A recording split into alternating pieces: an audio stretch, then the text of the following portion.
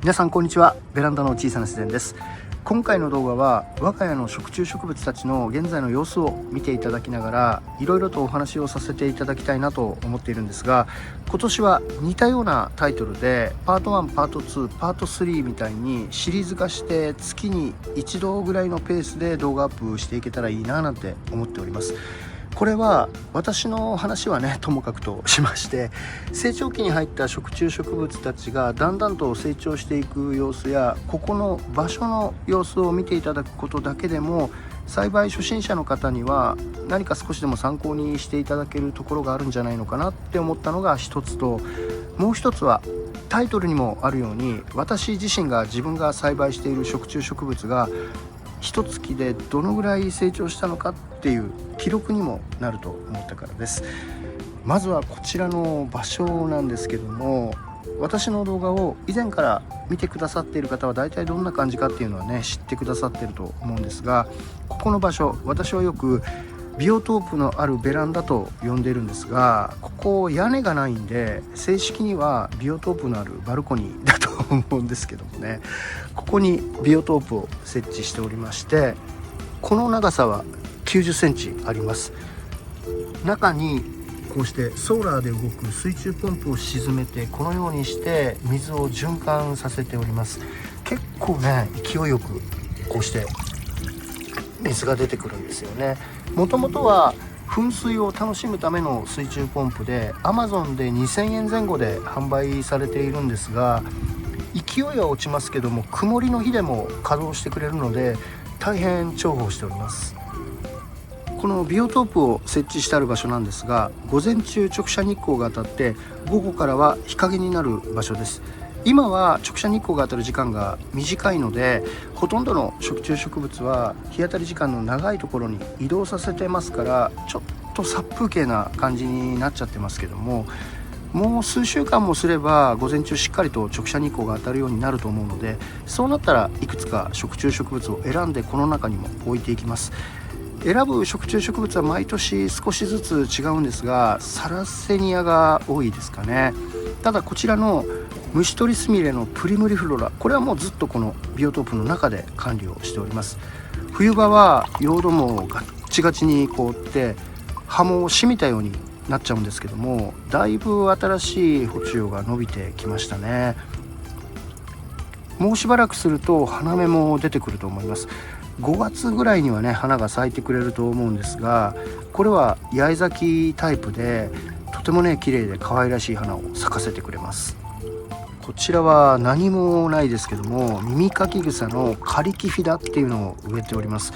去年購入して植え替えをせずに冬場寒さからの保護が必要ということで、私は別ベランダに無感フレームを設置してあるんですが、その中に入れておいたところ気がついたら上の葉が全部なくなっちゃってたんですよね。でポットから出したらまだ地下茎部分は生きている感じだったので、これ用土は乾燥水苔を水で戻したものなんですが、その上にその地下茎部分を広げまして、で上にハイゴケを敷いております。おそらくね復活してくれると思うんですけどもね。で、こちらはモウセンゴケのカペンシス、和名はアフリカ長葉のモウセンゴケっていうんですけども、それを植え替えた時長く伸びた根をカットして根伏せという増殖法なんですけどもね、それをしております。用土は水苔なんですけども、カペンシスの根を適当にカットして、でこうしてねちょっと見にくいかもしれませんけども、この黒いのがね根っこなんですけども、水苔の上に並べまして、でさらにその上にこうして水苔をかぶせて、必ず芽が出てくるってわけじゃないですけどもね、うまくいけばそうですね1ヶ月半か2ヶ月後にはおそらく芽を出してくれると思うんですけども、でこれ水苔でやってますけども別に土系の用土でもできて、こちらにもねカペンシスの根伏せをしているんですけども、これも鉢に鉢底石入れて土系の用土をある程度詰めて、で上にカペンシスの適当にカットした根を並べて、その上に軽く覆土しております。こういった土系の用土でもね全然できます。次はビオトープ横の水田鉢です。こちらにもソーラーで動く水中ポンプを沈めているんですが、こちらはこういった水を分岐させるアタッチメントをつけていろんなところに水を送っております。これ流木なんですけども、上には乾燥水苔を水で戻したものを乗せております。縛って固定しているとかじゃなくて、本当にただこうして乗せているだけなんですね。ここには耳かき草のリビダ、虫取りスミレのプリムリフロラ、そしてモウセンゴケを植え付けておりまして、今年はこれにプラス耳かき草のワーブルギーも植え付けております。最近この水苔の敷き直しをしたので、水苔だけみたいな感じになっちゃってますけども、これ去年の様子なんですが、順調に成長してくれればこんな感じになってくれるはずなんですけどね。こちら生きた水苔をストックしてるんですが、もともとはすごく少ない量だったんですけども、伸びてきたものをカットして鉢に入れて、このビオトープの中に置いてたんですけども、年々増えてって鉢数も多くなってきたので、去年こちらにこうしてまとめたんですね。1年前と比べるとだいぶまたボリュームが出てきましたね。ただ去年の終わりと今年の植え替えでまたさらにね伸びてカットしたものがこちらにもこれだけあるんですよね。何か使っていかないといけないなって思うんですけども、使ってもまた伸びてきますからね、量は増える一方なんですけどもね。こちらは八幡モウセンゴケを数株まとめ植えしておりまして、用土にカヌマ土とベラボを混ぜたものを使用しています。こういった土系の用土、特にカヌマ土の割合が多いとそういった傾向にあると思うんですが、冬場寒さで用土が凍ると、その凍り方によっては粒と粒の間の水分が凍って膨張して用土が盛り上がっちゃうんですよね。でこちらも去年今年の冬と何とか盛り上がってしまったんですね。で盛り上がると当然この株も一緒にね上に押し上げられますけども、用土が溶けた時一緒にね下がってくれればいいんですけども、用土だけ下がってこの株が上に取り残されたような感じになってしまうことがあるんですね。こちらも数株そのようになったものがありまして、植え直しはしたんですけどもね、まだね芽が出てくる時期じゃないのでどうかわかんないですけども、多分ね大丈夫だとは思うんですけどね。こちらは他の食虫植物の用土から自然に生えてきたモウセンゴケなんですけども、モウセンゴケが真っ赤で鉢の色が鮮やかなブルーなんですごく派手ですよね。おそらくね冬場外に出しておいても大丈夫な種類だと思うんですけども、念のため去年今年の冬は無加温フレームの中に入れておいたんですけども、入れた場所の日当たりが良くなかったんでしょうね。花芽が立ち上がってるんですけども、ちょっと徒長したような感じになっちゃってますよね。白くて可愛らしい花を咲かせてくれています。この3つの鉢は四つ股モウセンゴケなんですけども、結構大きな包丁をつけてくれるタイプなんですが、まだ動きはないですね。こちらは植え替えなどせず去年と同じ状態で管理をしております。あとは全部サラセニアですね。花芽が出ているものがいくつかありまして、こちらもそうですね。こちらもちょっと見にくいですけども花芽が出ております。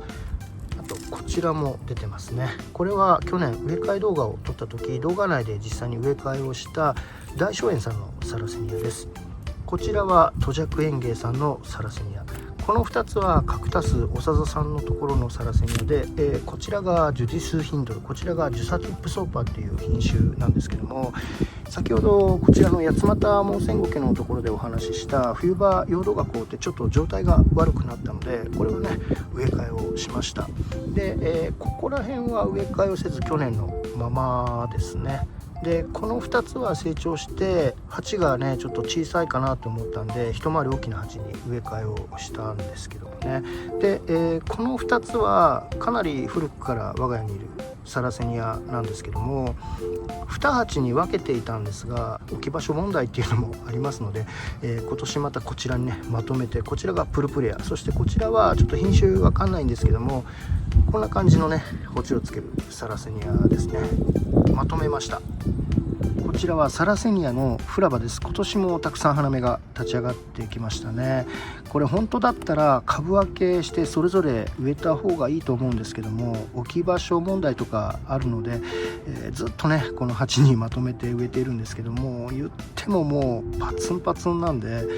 もうなんとかねしないといけないななんて思っているんですけども、でここに生姜みたいなのがありますけども、これがいわゆるバックバルブっていうやつですね。植え替えとかするときは成長点の後ろにこういうのがあったらだいたいもぎ取っるんですけども、そのもぎ取ったのを、こういうふうに露出させて植えておくと、ここからもね芽が出てきたりするんですけどもね、先ほど見ていただいたこちらもですね、これルブラのガルフェンシスのアルバっていう、アントシアニンフリーのサラセニアなんですけども、これ植え替えする時にもぎ取ったバックバルブを植えていたものから生えてきたのがこちらなんですよね。こちらはこの鉢以外は全部生えとりそうになっております。こちらも他の食虫植物の用土から自然に生えてきたモウセンゴケで、おそらくイトバモウセンゴケってやつだと思うんですけどもね、これ以外は全部生えとりそうになっております。今の時期しっかりと直射日光に当てたいのでこちらに置いてますけども、大体はこちらとこちら、そしてビオトープの中に入れることもありますけどもね、ただ今時期最初にもお話ししたように、ここは日当たり時間がまだ短いので今こちらに置いてるっていう感じですね。今こうしてパッと見て口を開いている捕虫葉っていうのは、ほとんどが去年の捕虫葉が枯れずに残っているものです。今年はなんだか多く残っている印象ですね。今年に入って出てきた捕虫葉っていうのは株の中心から出ているこういうのがそうですね。こちらなんかも結構出てますけども、どの生えとり草も順調に成長してくれております。こちらはトジャク園芸さんのビッグマウスです。まだね株は全然ビッグじゃないんですけども、こちらも周りの口を開いている捕虫葉結構綺麗ですけどもね、ほとんどが去年の捕虫葉の残りです。今年になって出てきたのはこの真ん中のやつがそうですね。こちらはカクタス長田さんのシャークティースという変異種です。このシャークティースってこの葉柄部分が細長く上に伸びて捕虫葉をつけるエレクタータイプなんですけども、まだそこまで気温が高くない時期にできた捕虫葉っていうのは今見ていただいているようなロゼット型に近い捕虫葉なんですよね。温度が関係してるんですかね。これからは日に日に成長していくっていう感じでどんどんとね変化していってくれると思うんですけども、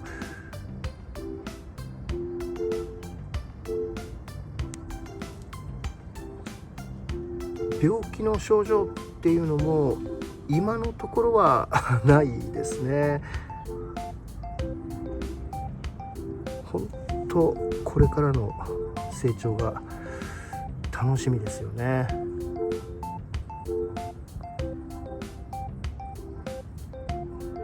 はい、ざっと見ていただきましたけども、今回見ていただいた食虫植物以外にも私は別ベランダでいくつか栽培をしているんですが、そちらの食虫植物っていうのは冬場休眠をしてこれから成長していくっていうのとは少し違いますので、そちらの食虫植物はまた別の動画で皆さんに見ていただけたらなと思っております。